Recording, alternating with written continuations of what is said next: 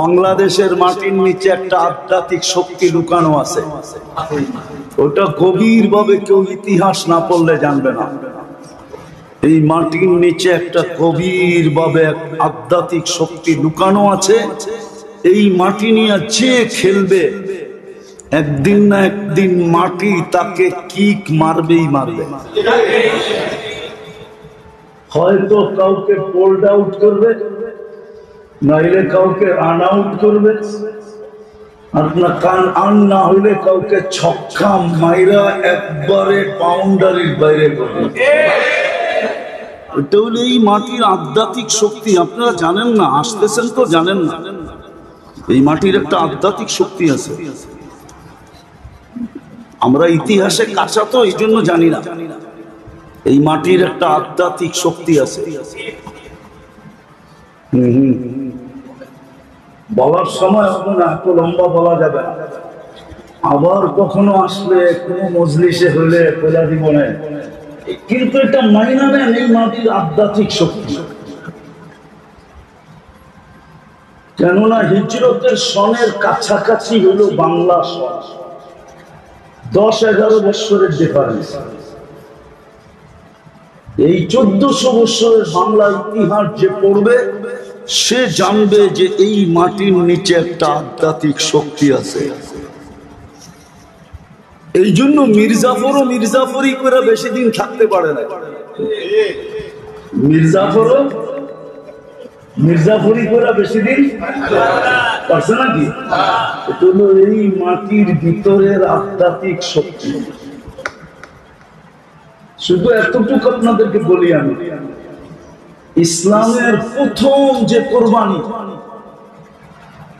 ইসলামের প্রথম কোরবানির একটা বিন্দু এই মাটির নিচে এখনো লুকায়িত আছে। আল্লাহর রাসূল হিজরত করেন না, 4 সাহাবী বাংলাদেশে চলে আসেন। আবু ওয়াক্কাস, ওহাব ইবনে মালিক, কাসিম ইবনে হুযাইফা, উরওয়া ইবনে সাসা, দুইজন এখান থেকে চীনে গেছেন। আবু ওয়াক্কাস, ওহাব ইবনে মালিক রাদিয়াল্লাহু তাআলা আনহুমা, দুইজনের কবর চীনে আছে। আর ইতিহাস বলে দুইজনের কবর এই মাটির নিচে আছে। এটা হলো ওই আধ্যাত্মিক শক্তি যেটা ইসলামের প্রথম কোরবানির বিন্দু এই বাংলার মাটির নিচে দাফন আছে। এই জন্য এই মাটি নিয়ে কাউকে বেশি দিন মাটি খেলতে দেয়। বেশি দিন খেলতে চাইলে মাটি তাকে কিক মারে, মাটি তাকে। কেউ হয়তো বোঝে, কেউ হয়তো আমার কথা বুঝবে না, বেশিরভাগই বুঝবে না, হয়তো কেউ বুঝলে বুঝতে পারে। এই জন্যই দেখা যায় অল্প কয়েকদিন পরেই মাটি তাকে কিক মারা শুরু করে। কেননা এই মাটির নিচে একটা আধ্যাত্মিক শক্তি লুকানো আছে। তো যেটা বুঝাইতেছিলাম, মজলিস বেশি লাগে না। আজকে তো সারাদিন আমাদের চিন্তা দেহ নিয়া, আত্মা নিয়ে কোনো চিন্তা নেই। সমস্ত গবেষণাগার দেহ নিয়ে, আত্মা নিয়ে কোনো গবেষণাগার নাই। সব ক্লিনিক দেহের, আত্মার কোনো ক্লিনিক নাই। সব ফার্মেসি দেহের, আত্মার কোনো ফার্মেসি নাই।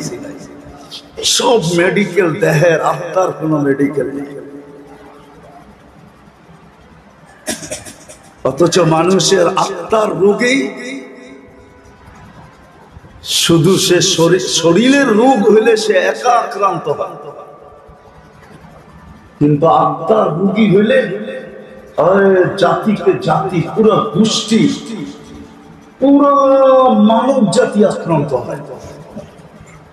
আজকে জুলুম মানুষের হিংসার কারণ, মানুষের কারণেই দুনিয়াতে আজকে জুলুম আর জুলুম, মানুষের আত্মার রোগের কারণে।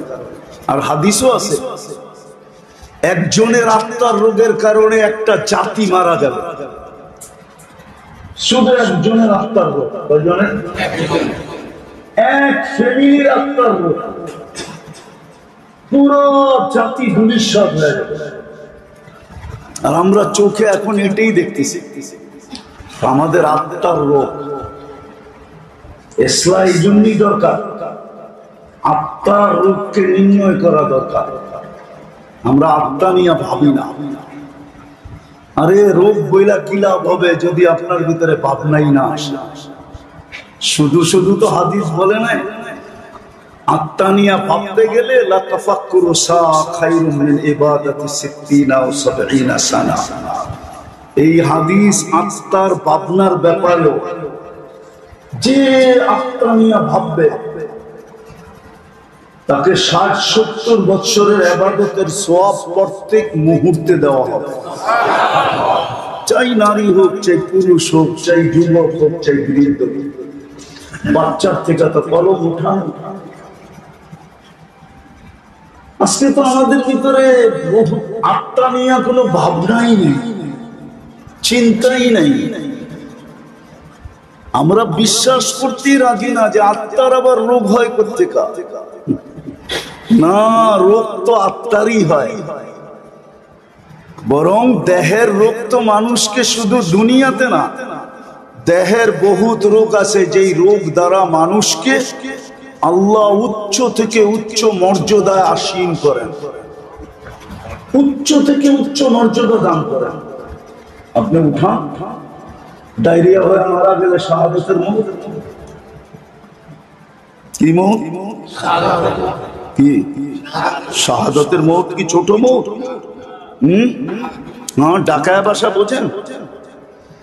শাহাদাতের মউত মানে সে আজরাইলকে ঠেক দিছে, মরে নাই। সে কুরআন বলে সে মরে নাই।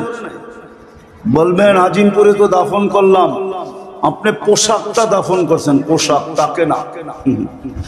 এটা দুনিয়ার পোশাক, এটা বর্তমান দেহটা কি জান্নাতের পোশাক? এটা না, জান্নাতের পোশাক তো 120 ফিট লম্বা। কত কত? জাহান্নামীদের পোশাক এটা না।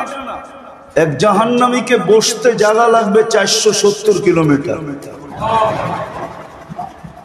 একটা দাঁত হবে 10 কিলোমিটার চওড়া।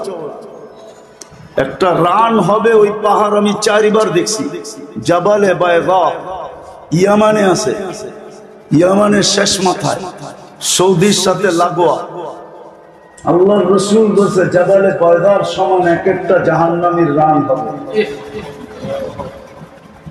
তো যে শাহাদাতের মউত মরছে, ও তো কাপড়টা আপনাকে দিয়া গেছে, পোশাকটা, ও জান্নাতেরটা পড়া চলে গেছে, ও তো মরেই নাই।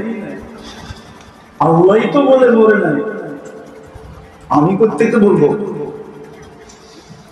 ও তো আজরাইলকে ফাঁকি দিছে। তো অনেক রোগ আছে যেটার দ্বারা, যেই রোগে আক্রান্ত হলে আখেরাতে দারাজাত বুলন্দ হয়। শুনামো একটু। অসুস্থ ব্যক্তি যখন আহ আহ বলে, তো হাদিসে কুদসিতে আছে আনিনুল মারিদি তাসবিহুন। অসুস্থ ব্যক্তি যখন আহ আহ বলে, তো সুবহানাল্লাহ পড়ার সওয়াব লেখা হতে থাকে।